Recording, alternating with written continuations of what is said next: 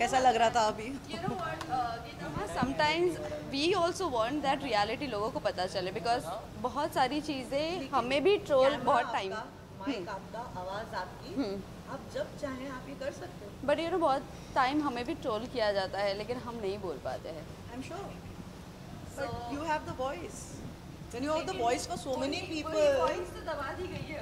आज की डेट में एथिक्स कहाँ है? आप बताएं, मैं तो जानना चाहती हूँ। एथिक्स खत्म हो चुका है। वो तो है। No ethics. Ready? So Geeta, सबसे पहले तो ये जानना चाहेंगे आज आप शार्दुल के पॉडकास्ट पर आए हो, कितनी अनफिल्टर्ड बातें हुई है और बहुत ज़्यादा हुई है, मुझे पता नहीं क्यों, बट क्योंकि एक रैपो भी है ना शार्दुल के साथ, तो बात करने में झिझक नहीं है। तो मेरा प्रॉब्लम ये है कि जब मैं बोलती हूँ तो फिर मैं बोल ही देती हूँ, तो मैंने बोल दिया। अब वो कितनी अनफिल्टर्ड हैं और कितनी अनसेंसर्ड है वो देख के पता चलेगा।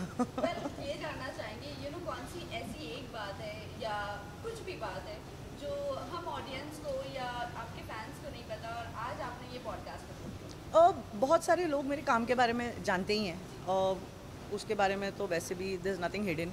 मेरी पर्सनल लाइफ उतनी ज़्यादा बाहर नहीं है, nobody and I don't like discussing it a lot, तो शायद आपको कुछ चीज़ें मेरे पर्सनल लाइफ के बारे में पता चलेंगी।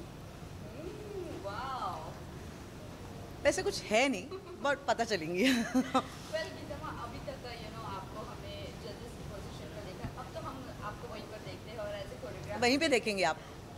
Why there is nothing you know not something else? I feel that अब ना बहुत कुछ बदल गया है। मैं जिस ओल्ड स्कूल से आती हूँ और वहाँ पे काम करने का तरीका सलीका बहुत अलग था, अब बहुत अलग हो गया है। Also I enjoy now having to sit and watch other people and give my opinion. और उसमें मुझे ऐसा नहीं है कि वहाँ पे काम नहीं है, वो काम ही है। कितना बोलना है, कितना नहीं बोलना है, किसका दिल दुखाना है और नहीं दुखाना है, वो काम है। बिकॉज आप कुछ भी कह जाते हो और अगर आप इम्पैक्टफुल नहीं हैं किसी की ज़िंदगी में अच्छी तरह से, then that can turn around and become quite हानिकारक। तो that's work.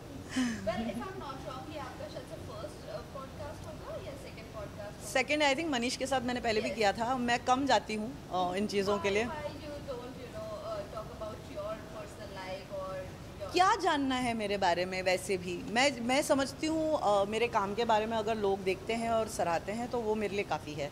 I been on television from 2008 I think, and I have been loved, I have been humbled with the love I have got. तो मेरे लिए उतना काफ़ी है यार, उससे ज़्यादा आपको क्या जानना है? सुबह मैं उठती हूँ, कॉफ़ी पीती हूँ, आप सबको दिखता है मैं कैसे कॉफ़ी पीती हूँ। अब उससे ज़्यादा मैं क्या दिखाऊँ आपको मेरे बारे में? There has to be something interesting. मुझे ऐसा लगता है कि कोई इंटरेस्टिंग चीज़ें अगर आप दिखा दें किसी को तो फिर देखने में मज़ा आता है। मैं अभी सब्जियां काट रही हूँ मेरे घर में या खाना पका रही हूँ या झाड़ू मार रही हूँ, उससे आपको क्या लेना देना है? But you know, मैम, आप अभी जिस तरह कह रहे हो, कितनी ऐसी सेलिब्रिटीज़ हैं जो कहते हैं हमारी पर्सनल लाइफ डिस्क्लोज नहीं करनी है या नहीं बताना है, बट ऑन अदर हैंड हम देख रहे हैं कि उनके ब्लॉग्स चल रहे हैं जहाँ वो खुद ही रिवील कर रहे हैं, बट जब मीडिया कवर करती है तो उनके ऊपर पॉइंट आउट किया जाता है। व्हाट यू हैव टू से? I think it's double standards. I think either you keep your personal life by itself quiet and keep it the way it is. I've always disengaged. I've never encouraged anyone to come कि मेरे घर में shoot करो, या even when my mom was alive, a lot of people used to say कि उनके साथ एक इंटरव्यू करना है, how do you spend your day at home with her?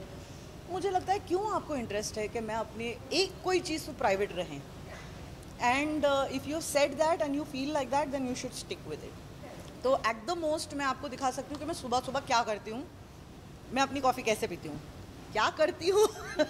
उतना डीप में जाना नहीं चाहती। उतना किसी को देखना भी नहीं चाहिए। I think some things are very important, क्योंकि मुझे लगता है कि ये जो है ना फेम, आप लोग जो अब शूट कर रहे हैं, मिल रहे हैं, ये बहुत शॉर्ट लिव्ड है। कल को आपको मुझ में इंटरेस्ट नहीं रहेगा तो फिर मैं क्या करूँगी? तो बेटर है कि मैं उतना ही दिखूं जितना ज़रूरत है। आपको भी अच्छा लगेगा, आप अगली बार मुझे कभी देखोगे और अगर बहुत टाइम बीत गया है या समय बीत गया है तो आपको भी इंटरेस्ट रहेगा कि आप मिलो, जानो कुछ कि क्या चल रहा है काम के बारे में, and it will be interesting.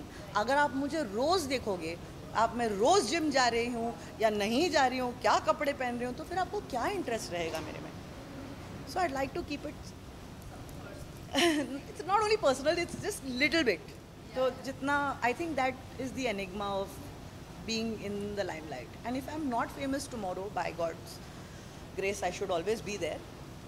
But if I'm not a celebrity and if I'm not famous and I go back to being who I was, तो मैं चाहती हूँ कि उतनी ही इज्जत मिले, ना कि ऐसा हो कि मुझे बुरा लगे कि कोई मुझे देख नहीं रहा है या कोई मुझे.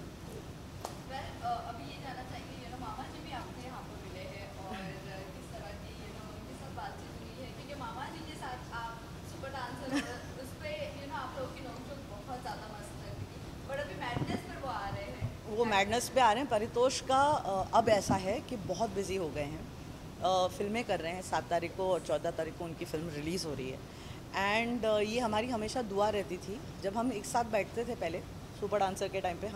मैं हमेशा प्रे करती थी कि यार तुम इतने बिजी हो जाओ कि मिलने का वक्त ना मिले, और आज वही हो रहा है.